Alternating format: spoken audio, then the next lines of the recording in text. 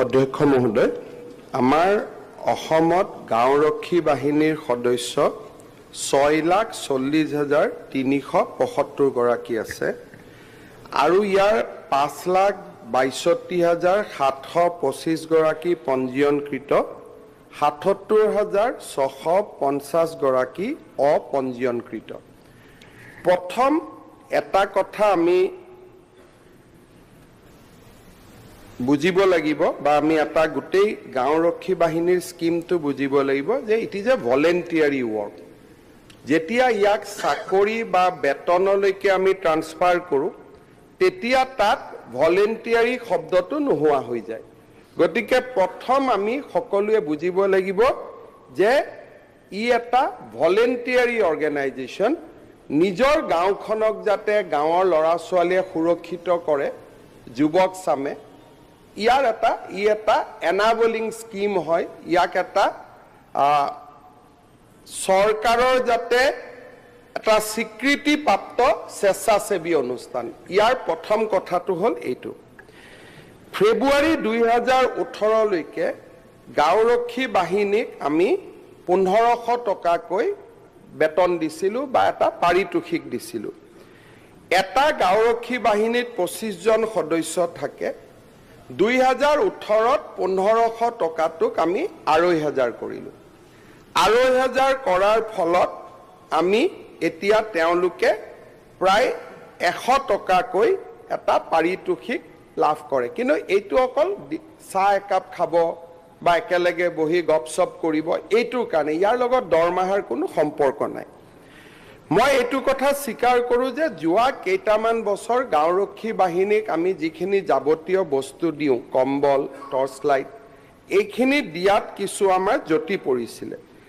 আজি যি বিত্তমন্ত্ৰী ডাঙৰীয়ানীয়ে ছাপ্লিমেণ্টাৰী ডিমাণ্ড দিব, তাতে এই বস্তুখিনি কিনিবৰ বাবে আমি আজি কিছু টকা ধাৰ্য কৰিছোঁ আৰু মই ভাবোঁ যে এই বছৰত আমি তেওঁলোকক যথেষ্টখিনি সুবিধা আমি দিব পাৰিম। আৰু ভৱিষ্যতে গাঁওৰক্ষী বাহিনীক আৰু কি আমি উন্নত কৰিব পাৰোঁ, সহায় কৰিব পাৰোঁ, তাৰ বাবে আমি চেষ্টা চলাম। ONGC আৰু অইলৰ ক্ষেত্ৰত আপোনালোকে যিটো মাননীয় সদস্য সুৰেন ফুকন ডাঙৰীয়াই যিটো প্ৰস্তাৱ দিছে, সেইটো আমি অইল কৰ্তৃপক্ষলৈকে প্ৰেৰণ কৰিম, যাতে তেওঁলোকে কিবা যদি অতিৰিক্তকৈ দিয়ে তাত আমি বেয়া পাবলগীয়া একো নাই।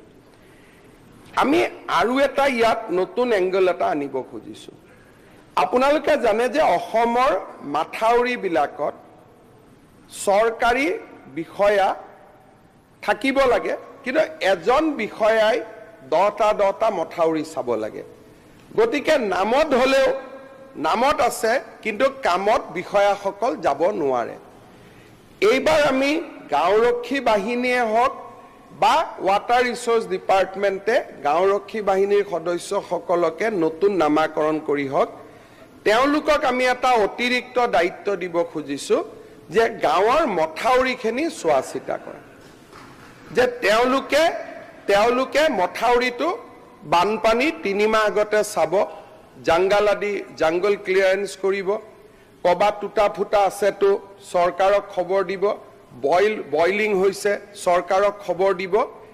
এইটোৰ ফলত মথাউৰিখিনি শক্তিশালীকৰণৰ ক্ষেত্ৰত আমি VDP ল'ৰাখিনিকে আন এটা নাম দি আমি এটা নতুন সংস্থা কৰিম আৰু বছৰি তেওঁলোকক আমি 50,000 হওক 75,000 হওক এটা আমি টকাও দিম, যাতে জংগলখিনি তেওঁলোকে ক্লিয়াৰেন্স কৰিব পাৰে আৰু ঠিকাদাৰৰ নামত এই পইচাটো যোৱাৰ পৰিৱৰ্তে গাঁৱৰ ল'ৰাখিনিয়ে যাতে সেই টকাটো পাব পাৰে। কাৰণ আপোনালোকে জানে যে মথাউৰি মেইনটেনেন্সৰ নামত প্ৰত্যেক বছৰ এটা পইচা যায়, জাংগল ক্লিয়াৰেন্স কৰিব লাগে, কিবা কৰিব লাগে, কোনোবা ঠিকাদাৰে কৰে, কোনোবা ঠিকাদাৰে নকৰে। এতিয়া এটা মথাউৰি, যেনেকৈ কালি আমি হাতীমূৰা মথাউৰি গ'লোঁ, হাতীমূৰা মথাউৰিটোত হাতীমূৰা VDPয়ে কাম কৰিব, জংগল ক্লিয়াৰেন্সো তেওঁলোকে কৰিব, কিবা ৰিপৰ্ট কৰিব লাগে ডিপাৰ্টমেণ্টত কৰিব, আৰু হাতীমূৰা মথাউৰিৰ মেইনটেনেন্সৰ কামত চৰকাৰে 2-3 লাখ 75,000 বছৰি যিটো খৰচ কৰে, সেইটো আমি সেই VDPটোকে দি দিম বা সেই সংগঠনটোকে দি দিম। তেতিয়া মথাউৰি ৰক্ষাটো আইন শৃংখলাৰো এটা কাম, তেওঁলোকে কৰিব পাৰিব। এই ধৰণে ভিডিপি বা গাঁওৰক্ষী বাহিনীক ৱাটাৰ ৰিচোৰ্চ এতিয়ালৈকে পুলিচৰ কাম কৰি আছিল, পুলিচৰ লগতে ৱাটাৰ ৰিচোৰ্চ ডিপাৰ্টমেণ্টৰ লগত জড়িত কৰাৰো আমি এটা আঁচনি লৈছোঁ। তেনেকে মই সকলো মন্ত্ৰীকে কৈছোঁ যে যি মাইনৰ ৱৰ্কছৰ কাম ইমান দিনে আমি ঠিকাদাৰ কণ্ট্ৰেক্টৰক দি আছিলোঁ, সেই কামবিলাক ভিডিপিয়ে চালে বেছি শক্তিশালী হ'ব।